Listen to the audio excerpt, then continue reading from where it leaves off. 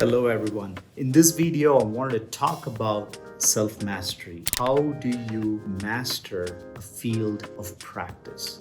The other day, I was at a peer group of thought leaders, and there was this attorney who said he wants to write a book and coach people. The way he said it was, I'm just going to write a book and start coaching. And at the end of the meeting, I walked up to him and I asked him, how's your book writing going? And he said, I'll get to it when I have some time. I was struck by how much overestimation that we have on our capability to think that one day we'll wake up and we'll have all the skills that are needed to perhaps write a book or start coaching people.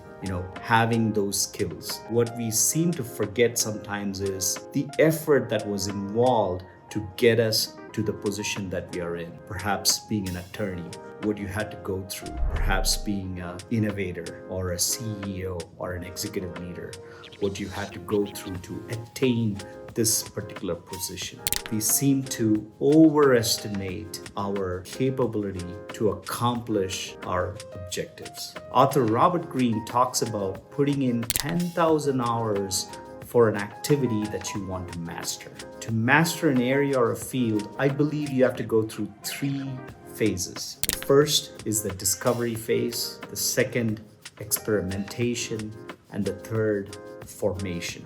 You see, the discovery phase is when you research that particular subject or topic of interest. You're an avid reader, you are an avid consumer of content, perhaps listen to podcasts, watch YouTube videos, perhaps you talk to experts on how they were able to attain that particular position. The next phase is the experimentation phase, and here you express your practice at different times, at different places, see what motivates you, what incentivizes you, what sort of energy you feel based on your practice. The last one is the formation. A lot of times, some of those activities will not get to the third phase. They will die out, but some activities will prevail. And it actually makes sense for you to make a habit out of those activities that prevail, the experimentation phase. What you want to do here is utilize James Clear's Atomic Habits as a guideline for you to create habits.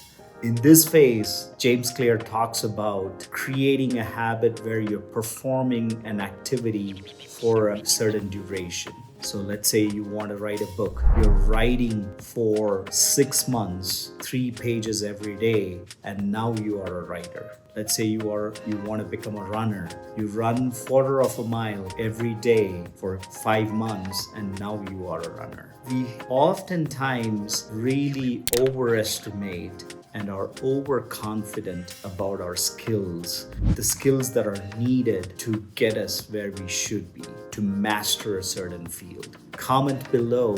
I would like to hear from you. What are some practices that has worked for you to attain the level of mastery you wanted to achieve?